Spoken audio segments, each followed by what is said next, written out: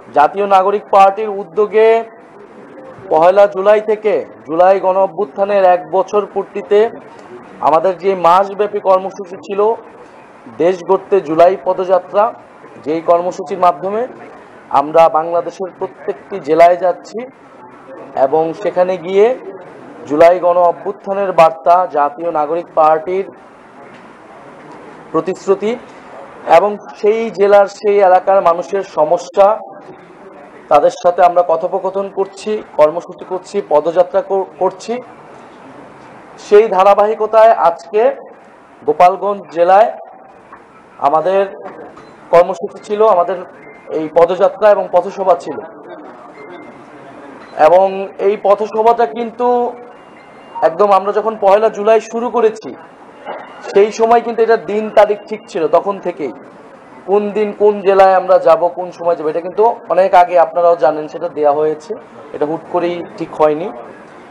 ফলে কিন্তু আপনারা জানেন, আমাদের সদস্য সচিবও বললেন যে মুজিববাদী সন্ত্রাসীরা, নিষিদ্ধ ঘোষিত সংগঠন ছাত্রলীগ এবং আওয়ামী লীগ এবং তার অঙ্গ সংগঠনের সন্ত্রাসীরা আমাদের গোপালগঞ্জের কর্মসূচিতে হামলা করেছে। জাতীয় নাগরিক পার্টি এবং গণ অভ্যুত্থানের নেতৃবৃন্দদের হত্যার উদ্দেশ্যে তারা সেই কর্মসূচিতে জঙ্গি কায়দায় হামলা করে। আমরা যেহেতু আমাদের কর্মসূচিটি ছিল যে 64টি জেলায় আমরা যাব, ফলে সেই ধারাবাহিকতায় আমরা গোপালগঞ্জ জেলায় গিয়েছি এবং গোপালগঞ্জ জেলায় গিয়ে আমরা অন্যান্য জেলায় যে কর্মসূচিগুলো করেছি সেই জেলার মানুষের সমস্যার কথা শুনেছি, সমস্যার কথা তুলে ধরেছি, গণ অভ্যুত্থানের কথা তুলে ধরেছি, জাতীয় নাগরিক পার্টির প্রতিশ্রুতির কথা তুলে ধরেছি। সেই উদ্দেশ্যে আমরা আসলে গোপালগঞ্জে গিয়েছিলাম, যেখানে গোপালগঞ্জ জেলা, গোপালগঞ্জের রাজনীতি, গোপালগঞ্জের জনমানুষ, তাদের সমস্যা এবং জাতীয় নাগরিক পার্টির ভাবনা কি, আমরা সেই বিষয়ে কথা বলার উদ্দেশ্যে গিয়েছিলাম এবং আমরা কথা বলেছি। আমাদের সমাবেশটিও সফলভাবে হয়েছে, আমাদের নেতৃবৃন্দ কথা বলেছেন, বক্তৃতা দিয়েছেন। কিন্তু আসার সময় আমরা যখন মাদারীপুর, গোপালগঞ্জ থেকে আমাদের পরবর্তী যাওয়া পথসভাটা ছিল মাদারীপুরে যাওয়ার ক্ষেত্রে সেখানে গোপালগঞ্জের ফ্যাসিস্ট আওয়ামী লীগের সন্ত্রাসীরা, মুজিববাদী সন্ত্রাসীরা হামলা চালায়, গুলিবর্ষণ করে, দেশীয় অস্ত্রশস্ত্র নিয়ে আমাদের গাড়িবহরে হামলা করে এবং সেখানে যারা নিরাপত্তা বাহিনী ছিল, আইন শৃঙ্খলা বাহিনী এবং সেনাবাহিনী, তাদের উপরে হামলা চালায় এবং এক পর্যায়ে তাদের সহায়তায় আমরা সেখান থেকে খুলনায় চলে আসি এবং আমাদের আজকের যে পথসভাটি ছিল মাদারীপুর এবং শরীয়তপুর, সেটি স্থগিত করা হয়েছে সেই আজকের এই ঘটনার কারণবশত। তো এই গোপালগঞ্জের আজকের যে ঘটনাটি ঘটলো, সেখান থেকে আমরা আমাদের সমাবেশটি সফলভাবে করে বের হয়ে এসেছি। কিন্তু এটা দেশবাসীর কাছে স্পষ্ট করা এবং পুরো বিশ্ববাসীর কাছে স্পষ্ট হয়েছে যে আসলে আওয়ামী লীগের যে আসল রূপ, যে একটা মুজিববাদী সন্ত্রাসী ফ্যাসিস্ট এবং একটা জঙ্গি বাহিনীতে তারা রূপান্তরিত হয়েছে, তারা তো গণতান্ত্রিক বা কোনো একটা রাজনৈতিক দলের মধ্যেই পড়ে না, সেই রূপটা কিন্তু আজকে গণ অভ্যুত্থানের এতদিন পরে আবারও জনগণের সামনে, দেশবাসীর সামনে স্পষ্ট হয়েছে। এবং গোপালগঞ্জে আমরা 5ই আগস্টের পর থেকে শুনেছি যে গোপালগঞ্জের ভিতরে এই ফ্যাসিস্টদের একটা আশ্রয় কেন্দ্র হয়ে উঠেছে এবং পুরা সারা দেশের যাদের নামে মামলা রয়েছে, ফেরারি আসামি, ছাত্রলীগের যে সকল নিষিদ্ধ ঘোষিত সংগঠনের নেতারা রয়েছেন, তারা সকলে গোপালগঞ্জে ছিলেন এবং তারা খুব পরিকল্পিতভাবে আসলে গণ অভ্যুত্থানের এবং জাতীয় নাগরিক পার্টির নেতৃবৃন্দদের হত্যার উদ্দেশ্যে আজকে আসলে সশস্ত্র হামলা চালিয়েছে। এবং বাংলাদেশে যে একটা মিথ তৈরি করে রাখা হয়েছিল যে গোপালগঞ্জে আওয়ামী লীগের বাইরে কেউ প্রোগ্রাম করতে পারবে না, এই মিথ আজকে জাতীয় নাগরিক পার্টি ভেঙে দিয়েছে। জাতীয় নাগরিক পার্টি যেহেতু চ্যালেঞ্জ নিয়েছে 30 দিনে তারা 64 জেলায় যাবে, জাতীয় নাগরিক পার্টি অবশ্যই সেই চ্যালেঞ্জ পূরণ করবে। গোপালগঞ্জে আজকে আমাদের পথসভা হয়েছে এবং অন্যান্য প্রত্যেকটা জেলা, যে জেলাগুলো বাকি রয়েছে, আমাদের সেই পথসভাগুলো হবে এবং আগামীকাল পূর্ব নির্ধারিত সময় অনুযায়ী আমাদের যে ফরিদপুরের পথসভাটি, সেই পথসভা হবে এবং সেই অনুযায়ী পরবর্তী যেই পথসভাগুলো রয়েছে ফরিদপুর, রাজবাড়ী, মানিকগঞ্জ, সেই অনুযায়ী চলতে থাকবে। যতই বাধা বিপত্তি, হামলা, হত্যা চেষ্টা হোক না কেন, জাতীয় নাগরিক পার্টির নেতৃবৃন্দ এই পথসভা, দেশ গড়তে জুলাই পথসভা থামবে না। এবং আমাদের যেই আজকে যে দুইটি স্থগিত হলো মাদারীপুর এবং শরীয়তপুর, সেটা আমরা পরবর্তীতে কাভার করে নিব এই পথসভার মধ্যেই। তো আজকে প্রেস ব্রিফিং এর উদ্দেশ্যটা এটাই যে আমাদের পরবর্তী কার্যক্রমটা অব্যাহত থাকবে ফরিদপুর থেকে। আর আজকে সারা দেশে এই হামলার এবং হত্যা চেষ্টার বিরুদ্ধে প্রতিবাদ জানিয়েছেন ফ্যাসিবাদ বিরোধী বিভিন্ন ছাত্র সংগঠন এবং রাজনৈতিক দলগুলো। আমরা জাতীয় নাগরিক পার্টির পক্ষ থেকে তাদেরকে আন্তরিকভাবে ধন্যবাদ এবং কৃতজ্ঞতা জানাই। জাতীয় নাগরিক পার্টির নেতৃবৃন্দ সারা দেশে এবং বিপ্লবী ছাত্ররাও সারা দেশে বিভিন্ন জায়গায় প্রতিবাদ জানিয়েছে, তাদেরকে আমরা ধন্যবাদ এবং কৃতজ্ঞতা জানাই। এবং গোপালগঞ্জের হামলায় কিন্তু সাংবাদিকরাও আহত হয়েছে, তো সেই বিষয়েও আমাদের সমবেদনা রয়েছে। এবং জাতীয় নাগরিক পার্টি আগামীকাল সারা দেশে বিক্ষোভ কর্মসূচি পালন করবে এই সশস্ত্র হামলার প্রতিবাদে।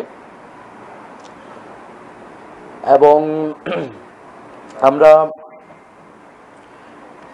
আমাদের যেই ফরিদপুরের পথসভা কালকে থাকবে, আমরা সারা দেশের মানুষের প্রতি আহ্বান রাখছি, সরকার এবং প্রশাসনের প্রতি আমরা আহ্বান রাখছি যে আমরা কিন্তু গোপালগঞ্জে আমরা বা যে কোনো জেলায় যখন আমরা যাই প্রশাসনের সাথে কথা বলেই যাই, সিকিউরিটি ক্লিয়ারেন্স নিয়ে যাই। গোপালগঞ্জে কিন্তু একইভাবেই যাওয়া হয়েছে, সেখানকার আইন শৃঙ্খলা বাহিনী এবং প্রশাসন আমাদেরকে যে ডিরেকশন দিয়েছেন, যে রুটে যেতে বলেছেন, আমরা কিন্তু সেভাবেই গিয়েছি এবং আসার সময় সেভাবেই এসেছি।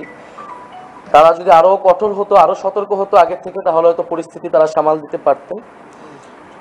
এবং তারপরও তারা সহায়তা করেছেন। এবং ওখানে আমাদের স্থানীয় যেই নেতাকর্মীরা রয়েছে গোপালগঞ্জে আমাদের সমন্বয় কমিটিও রয়েছেন, প্রধান সমন্বয়কারী আমাদের সাথে আছেন আরিফুল দারিয়া। সেখানকার তাদের পরিবারগুলোকে কিন্তু হুমকি দেওয়া হচ্ছে এবং তাদের নিরাপত্তার বিষয়টা আমরা দাবি জানাচ্ছি। এবং সেখানে আমাদের স্টেজে আমরা যাওয়ার আগে এক দফা হামলা হয়েছে, সশস্ত্র হামলা হয়েছে, স্টেজে আগুন লাগিয়ে দেওয়া হয়েছে, পুলিশের গাড়িতে আগুন লাগিয়ে দেওয়া হয়েছে। সারা দেশের মানুষ এগুলো দেখেছে, আপনারা দেখেছেন। ফলে এটা নতুন কিছু নয়। আওয়ামী লীগের যে চরিত্র, ফ্যাসিস্ট বাহিনীর যে চরিত্র, মুজিববাদী সন্ত্রাসীদের, সেই চরিত্র উন্মোচন করেছে। ফলে আমরা মুজিববাদীদের বিরুদ্ধে আমাদের যে লড়াই, যে সংগ্রাম, সেই সংগ্রাম আসলে শেষ হয়ে যায়নি। সরকারকে অবশ্যই কঠোর অবস্থানে যেতে হবে, জনগণকেও সচেতন হতে হবে এবং এই যে আমাদের লড়াই মুজিববাদের বিরুদ্ধে, সেই লড়াই চলমান রাখতে হবে। আমরা আজকের এই প্রেস ব্রিফিং থেকে দাবি জানাচ্ছি যে পুরো ঘটনার সুষ্ঠু তদন্ত করতে হবে।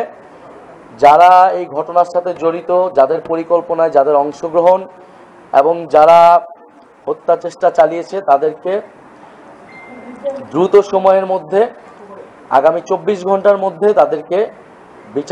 তাদেরকে গ্রেফতার করতে হবে এবং পরবর্তীতে তদন্ত সাপেক্ষে বিচারের আওতায় আনতে হবে। ধন্যবাদ। আপনারা তো আগে থেকে শিডিউল করে গেছেন, আপনারা প্রশাসনকেও জানিয়েছেন, তারপরেও এই হামলা, এটা কি প্রশাসনের কিভাবে দেখছেন আপনারা এবং কতটা পরিকল্পিত ভাবে আসলে হয়েছে? আপনারা বলছেন যে জীবন নাশ করেছে। আচ্ছা, আমরা কয়েকটা কোশ্চেন একসাথে নিব, নেওয়ার পর আমরা উত্তর দিয়ে দিব। আরেকটা প্রশ্ন হচ্ছে, আপনাদের এটা তো জুলাই পদযাত্রার কর্মসূচি আমরা দেখছি।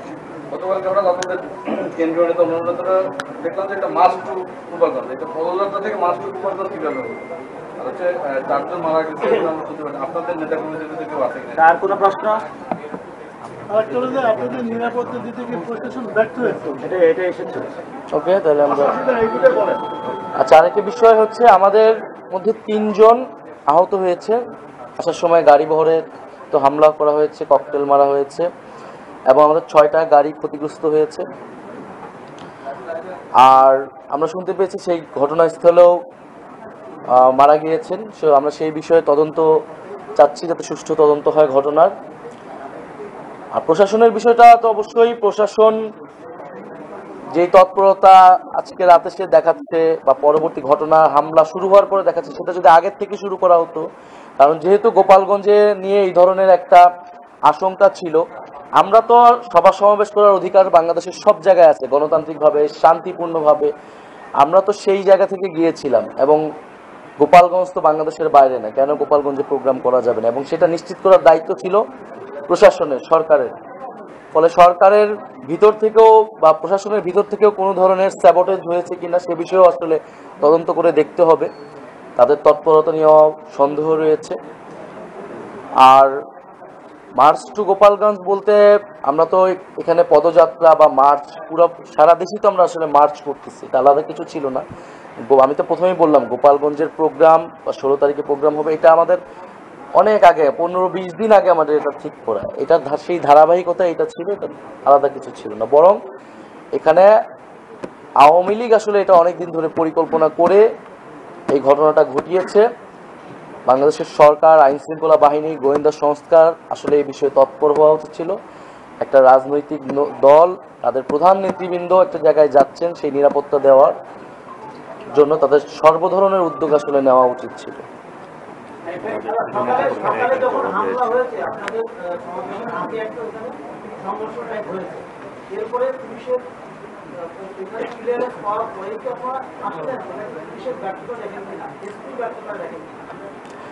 আমরা পুলিশের পুরো ক্লিয়ারেন্স পাওয়ার পরে তারা যখন বলেছে সমাবেশ স্থলে, আমরা কিন্তু কিছুটা লেটও হয়েছে, কারণ পুলিশ ক্লিয়ারেন্সের কারণে আমরা বিভিন্ন জায়গায় থেমেছি, পুলিশ বলেছে। ফলে তো আমরা কিন্তু পুরো সময় কানেক্টেড ছিলাম, ফলে এটা তাদের দায়িত্ব ছিল। অবশ্যই সেক্ষেত্রে ব্যর্থতা রয়েছে, এবং সার্বিকভাবে তারা আমাদের নিরাপত্তা দিয়ে আবার সেনাবাহিনী, পুলিশ আমাদেরকে সেখান থেকে বের করে দিতে পেরেছে, সেটার জন্য আমরা ধন্যবাদ জানাই। কিন্তু আমাদের গোপালগঞ্জ নিয়ে যদি পুলিশ প্রশাসন যদি প্রথম থেকে সতর্ক হতো, সচেতন হতো, তাহলে হয়তো এই দিন হতো না, দেখা লাগতো না। এবং তারা কিন্তু এই আওয়ামী লীগ এখন জঙ্গি সংগঠনের মতো কাজ করতেছে তাদের স্টাইলে। ফলে তারা শুধু গোপালগঞ্জ নয়, বাংলাদেশের বিভিন্ন জায়গায় কিন্তু তারা এই ধরনের আক্রমণ করতে পারে, জনজীবনের নিরাপত্তা বিঘ্নিত করতে পারে। আমাদের শহীদ পরিবার, আহত যোদ্ধা এবং জুলাই গণঅভ্যুত্থানে যারা অংশগ্রহণ করেছে, শুধু তো জাতীয় নাগরিক পার্টি নয়, বিভিন্ন লোক, নেতৃবৃন্দ, ছাত্র সমাজ তারা অংশগ্রহণ করেছে। ফলে তাদের নিরাপত্তার বিষয়টাও কিন্তু এটার সাথে আসলে জড়িত। ফলে অবিলম্বেই যাদের নামে মামলা রয়েছে, যেহেতু এটা নিষিদ্ধ সংগঠন, কোনো অ্যাক্টিভিটি করারও সুযোগ নেই, এবং অধিকাংশ নেতাকর্মীর নামে মামলা রয়েছে, তাদেরকে দ্রুত সময়ের মধ্যে গ্রেফতার করতে হবে।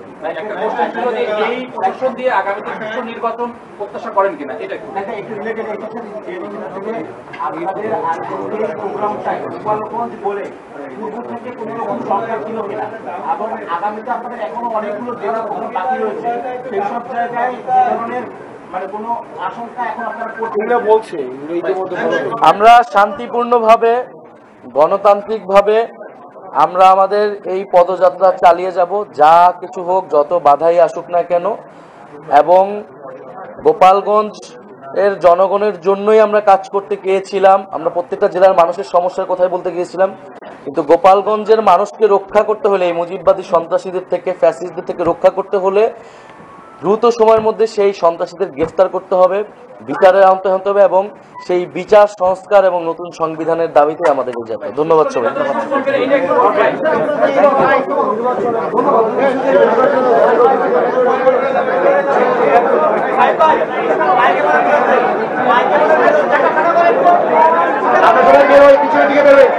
সবাই পিছনে দিয়ে যাও, সবাই পিছনে দিয়ে যাই। আমরা কর্মীরা আর সকলকে আসার জন্য ধন্যবাদ ভাইয়েরা। আপনারা খালি করে শেষ করছে, আপনারা সকলে একটু পিছনে দিকে যাবেন।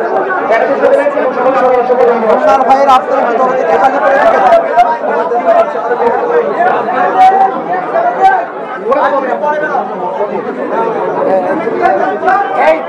পিছিয়ে দাও, পিছিয়ে দাও, তোমরা পিছিয়ে দাও, তোমরা পিছিয়ে দিতে হচ্ছে।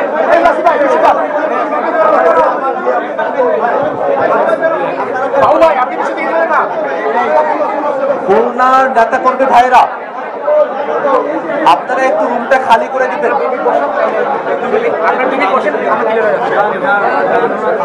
খুলনার ভাইরা যারা উপস্থিত হয়েছেন, আপনাদের প্রতি অসংখ্য কৃতজ্ঞতা আমাদের। আপনারা খুব অল্প সময়ের মধ্যে এত সংখ্যক মানুষ এখানে উপস্থিত হয়েছেন, সবাইকে আমরা ধন্যবাদ জানাচ্ছি। এবং একই সাথে আপনাদের কাছে অনুরোধ করছি যে আমাদের নেতৃবৃন্দ এবং এবং সাংবাদিক ভাইদেরকে রুম খালি করে দিতে আপনারা সহযোগিতা করবেন। খুলনার ভাইদের আমরা সহযোগিতা প্রত্যাশা করছি। আমরা সবাই পিছিয়ে দিয়ে যাই ভাই, আমরা খুলনা যারা আছি সবাই আগে পিছিয়ে চলে যাই।